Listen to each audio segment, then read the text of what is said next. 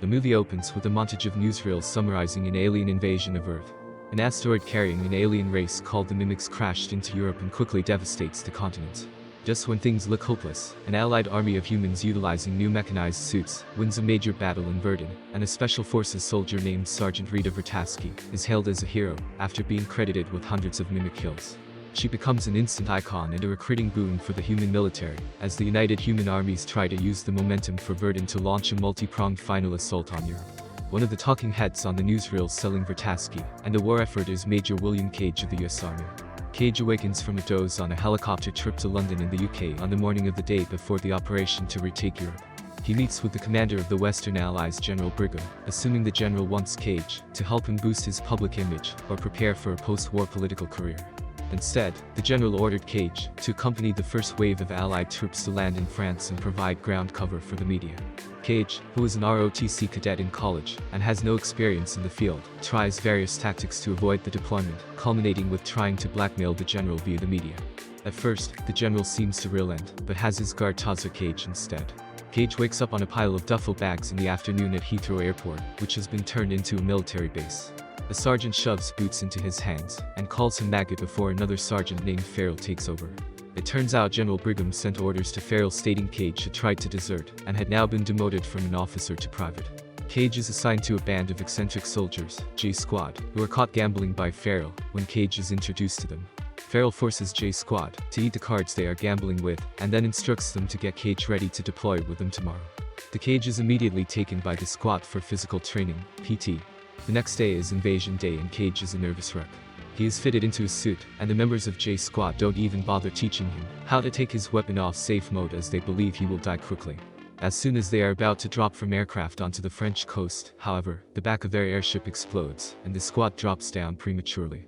Even though the operation to retake Europe was supposed to be a surprise attack, the Mimics are completely prepared and ambush and slaughter the humans. Sergeant Vertasky also lands on the beach but is killed within minutes.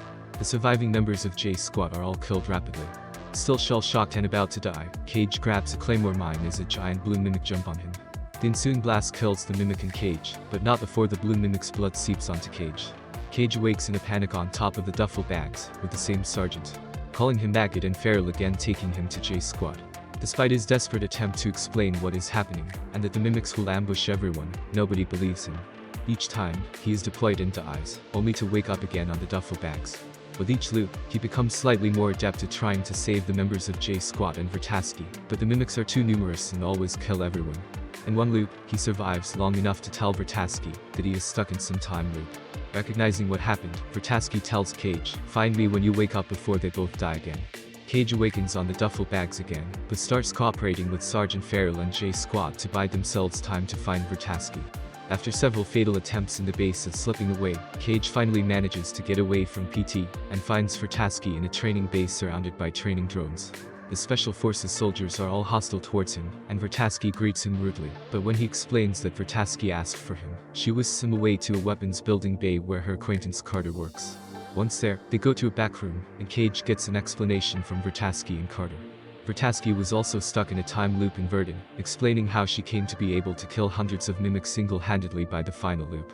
The loop was created by the blood of the large blue alpha mimic. Ordinary mimics are human-sized and orange, but once the looper receives a human blood transfusion, the loop is broken, and the person will die permanently. As such, Vertasky instructs Cage to always make sure he dies fully instead of being accidentally resuscitated like she was post-Verdun, an act that broke her out of the loop cycle. Carter was formerly a researcher in General Brigham HQ, but his theory that all mimics are just neural manifestations of one overmind Omega alien creature led him to create a device that could locate the Omega if inputted into an alpha led to him being fired.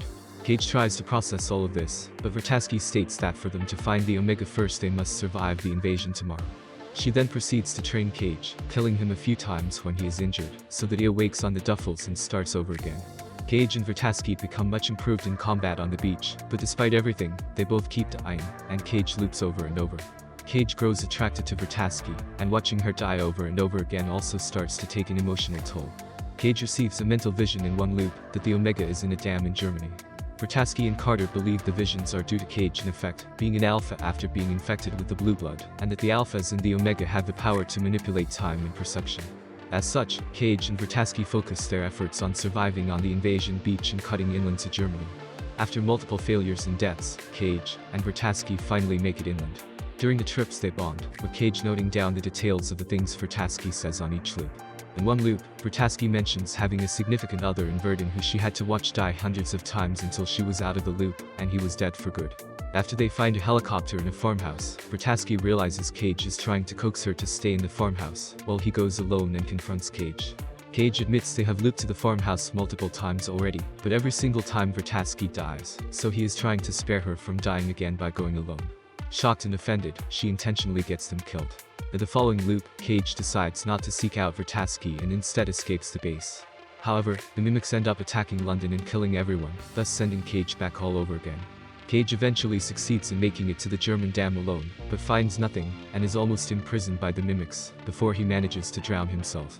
In the next loop, Cage, Vertasky, and Carter put the pieces together, and figure out the visions, and Vertasky's success in Verdun was all a ruse by the Omega mimic Overmind.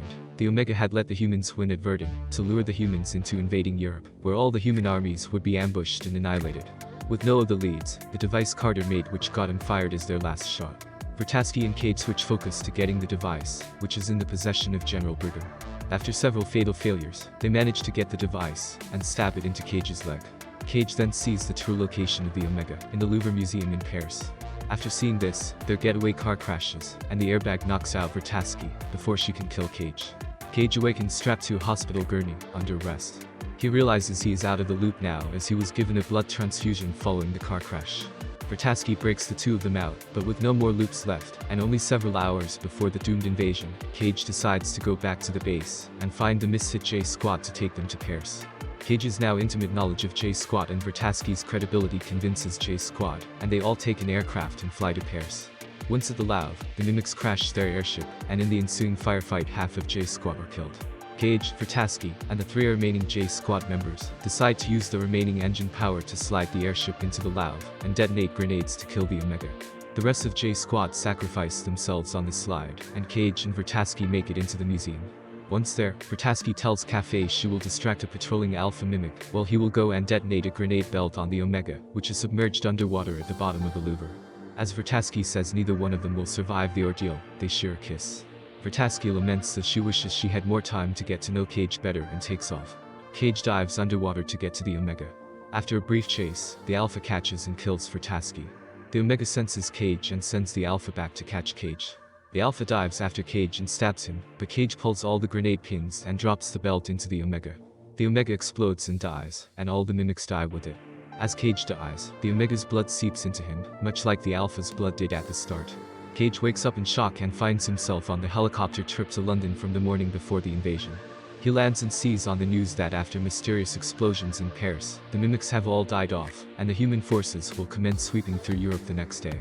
All the members of J Squad are seen alive, and well as Cage arrives at the base. Cage goes to find Vertasky, but now everyone treats him with respect, as if he is a major once more. When he finds Vertasky, she greets him with the same rudeness as she did each time they first met in every loop. Seeing this, Cage breaks out into a big grin. The end.